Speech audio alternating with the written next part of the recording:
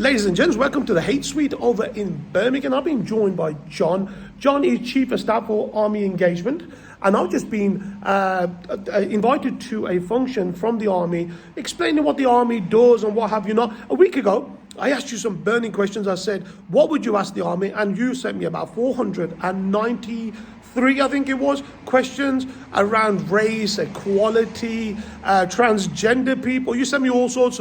I've only got time for a few of them, right? I'm really sorry. I would love to address all of them, but John will try his best to answer whatever you can. So this way around, listen, this is what we're trying to achieve. We're trying to break through the sort of barrier of them and us, right? The Army's there, serves the country, it does its purpose. And if we can try to break down them sort of barriers, and you guys, you can leave some comments in the video as well, which I could post to the Army later. Maybe we can get a response for something that we've not asked.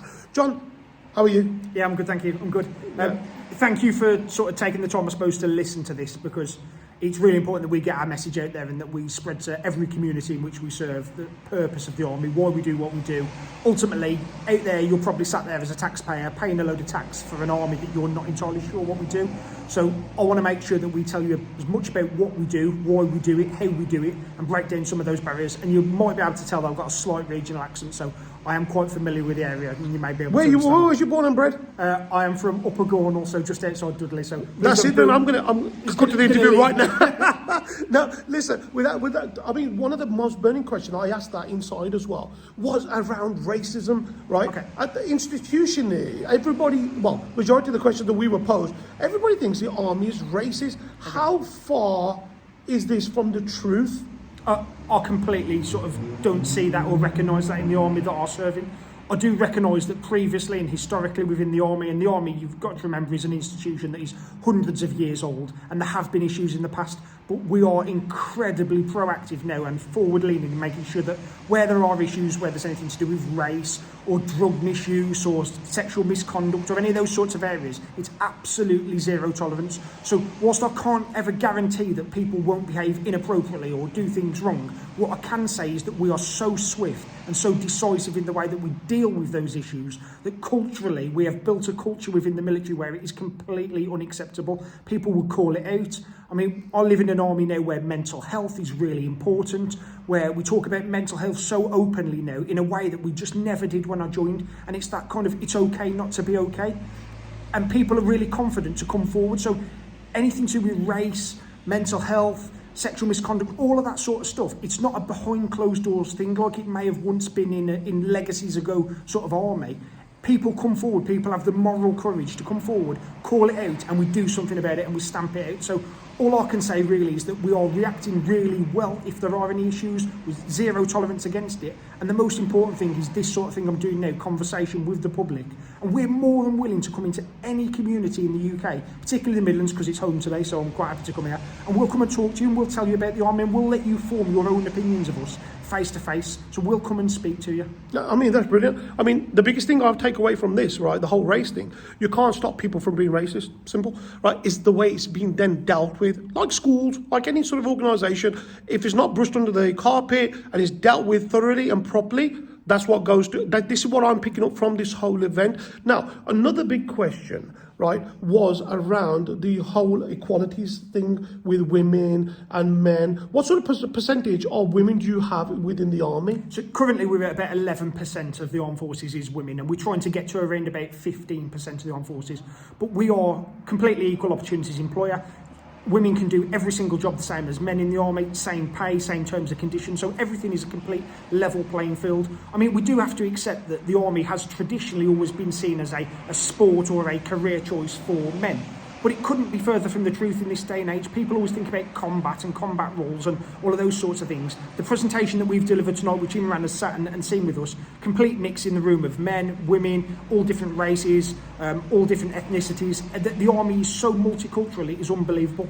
And what we need to remember is that in order to represent the community that we come from, we need to be reflective of that within the military. So we want to look as much like the communities we represent within the army. So again, yeah, complete sort of equal opportunities, male, female, all roles open to everybody, same pay. I wish I could say the same for all civilian sectors, and that in all civilian sectors it was complete equality. But I think that we're really on the front foot with this. I mean, another major question that I asked on the Q&A, right, was to do with Muslims and having Muslim soldiers serving in the British Army. It could be a conflict of interest for them because, you know, if you guys are going to go to Afghanistan and there's going to be war against another Muslim country, how do they deal with that?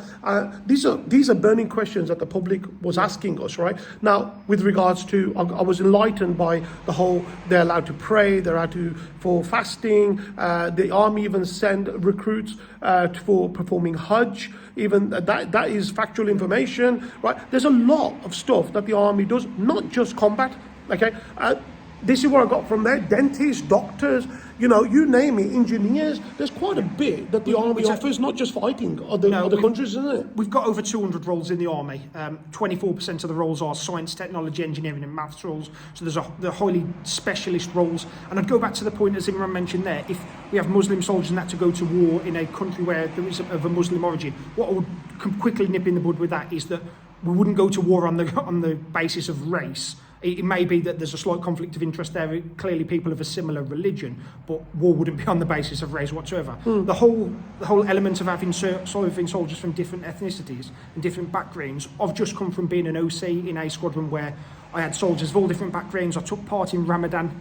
I have the utmost respect for people who can go. You've been fasting, John? Yeah, so I don't look like it now. But I took part in Ramadan and went through the entire process of sort of in the morning having breakfast with Lance Corporal C. Safe. He's out there somewhere.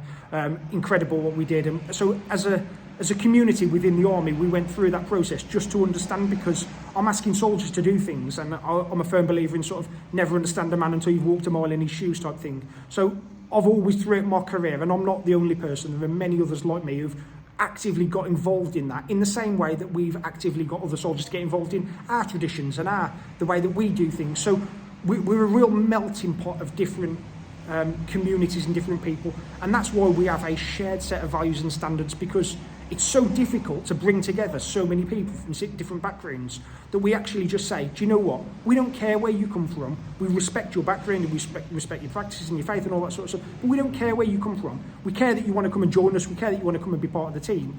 And as a team, this is what's important to us. These are our values. These are our standards. So we all come together and we have a shared set of values and standards. And then, of course, we pay due regard and due respect to any particular nuances, like there are soldiers who get sponsored to go and do the Hajj. And you can have that funded through the military. The soldiers get time off to go and do those sorts of things. So we're really on the front foot with that, and I'm really proud to serve an organisation that is so supportive of that. Thanks, John. I appreciate that. I mean, guys, you can make your own mind up, right? My job was to present that to you. The links for the Army and their recruitment will be in this video, right? John, thanks a lot for the presentation. Thank you for talking to us. Can you do our tagline? It's when we ask the audience what they're going to carry on watching, and you say the Bearded Bros. Right, here we go. You guys are going to carry on watching the Bearded Bros. There you go.